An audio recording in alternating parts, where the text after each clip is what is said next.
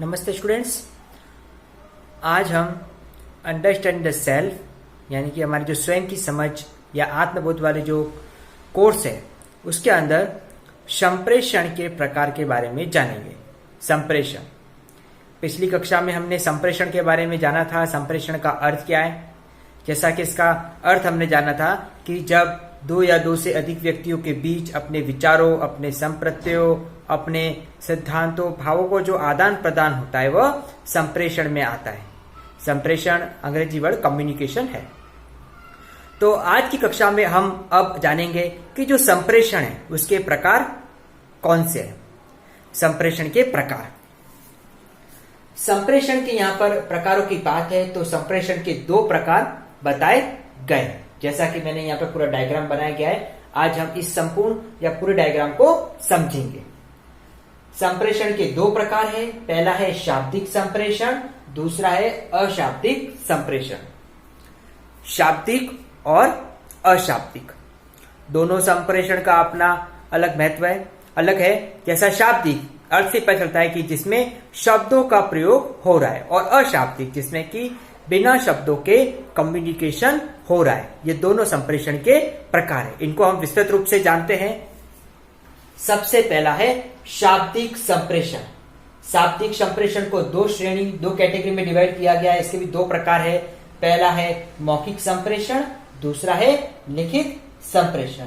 मौखिक संप्रेषण, मौखिक संप्रेषण वह संप्रेषण होता है जिसमें संप्रेषण एक दूसरे व्यक्तियों के जो आमने सामने बैठे हुए होते उनमें मौखिक रूप से संप्रेषण किया जाएगा, जिसमें सूचना देने वाला और सूचना प्राप्त करने वाला दोनों व्यक्ति आमने सामने होते हैं, या एक या दो से अधिक व्यक्ति भी आमने सामने हो सकते। कक्षा का शिक्षण होता है, या कोई सभा होती है, या कोई सेमिनार या वर्कशॉप वगैरह जो होते हैं, वो सब शाब्दिक संप्रेषण में आएगा, जिसमें संप्रेषण एक दूसरे व्यक्तियों के साथ आदान प्रदान हो रहा है।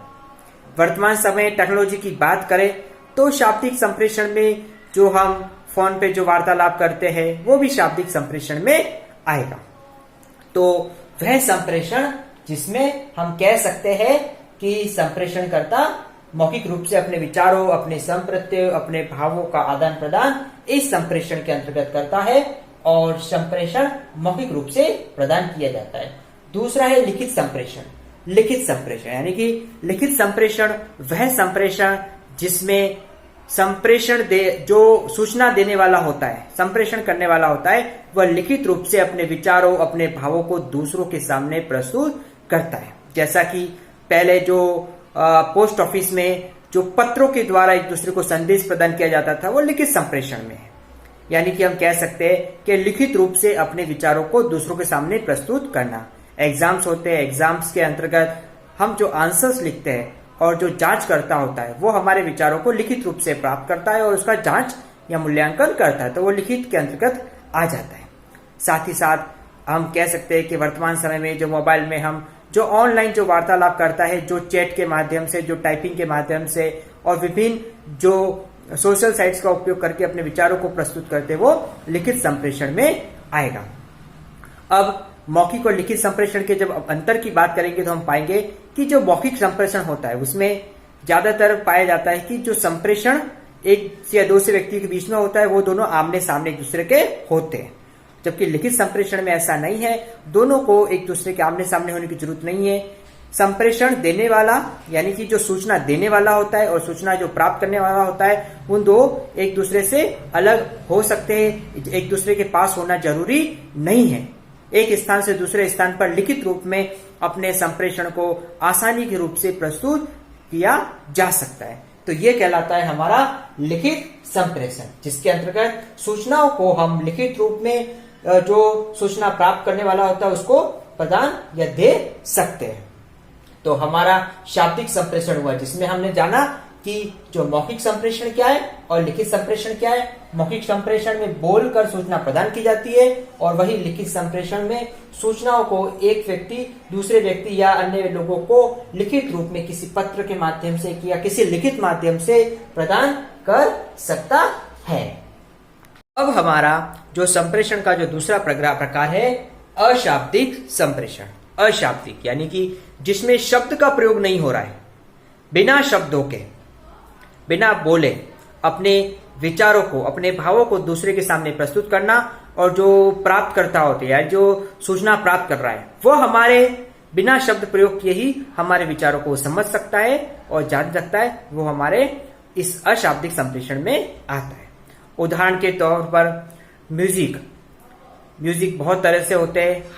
आप बोल सकते हो कि जिसमें जो वाद्य यंत्र होते हैं, जिसमें बिना गाए उन वाद्य यंत्रों के भावों को हम अगर ध्यान से सुनेंगे तो उससे विचारों को हम समझ या जान सकते हैं। इसी तरह से बहुत से ऐसे जो तरीके होते हैं वो हमारे अशाब्दिक संप्रेषण में आएंगे। आइए उन तरीकों को, उनके बारे में हम इन जो बिंदुओं के माध्यम से जानते हैं कि जो हमारा अशाब्दिक संप्रेषण है वो अशाब्दिक संप्रेषण क्या है। तो हमारे संप्रेषण का दूसरा प्रकार अशाब्दिक संप्रेषण, इसमें भी जो 5 तरीके बताए गए हैं उसके बारे में हम जानते हैं। सबसे पहला हमारा है ध्वनि संकेत। ध्वनि और संकेत।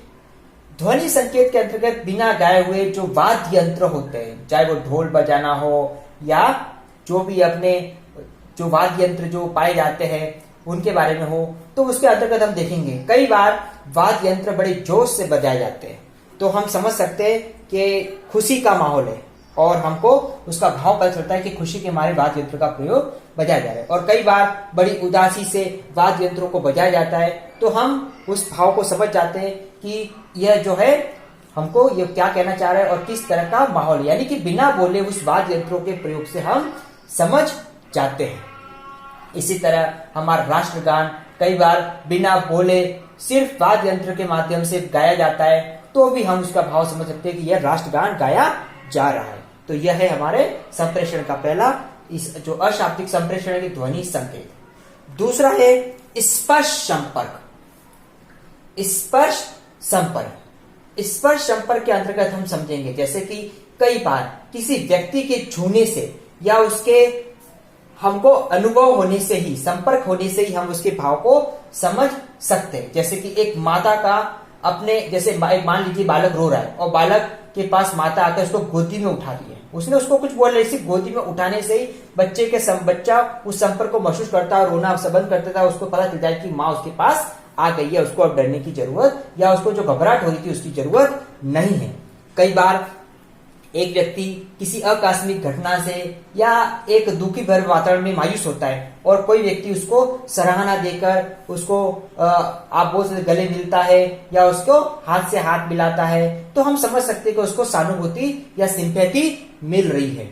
कई बार हाथ मिलाने के दौरान ये अनुभव होता है कि हाथ बड़े ही जो सहज तरीके से मिलाया जाता है, यानी कि दोस्ती का है, और थोड़ा सा हाथ मिलाने में ताकत का अनुभव प्रदान किया जाता है, यानी कि वो एक मजबूत, एक बोल सकते दुश्मनी के भाव से हाथ मिलाया जा रहा है। यानी कि संपर्क, आपके साथ संपर्क किस तरह से आ रहा है, और वो संपर्क ही, स्पर्श संपर्क की जो संप्रेषण है उसके भाव को व्यक्त करता है कि वो क्या महसूस कर रहा है और उससे क्या भाव सामने आ रहा है। तीसरा है स्वाद।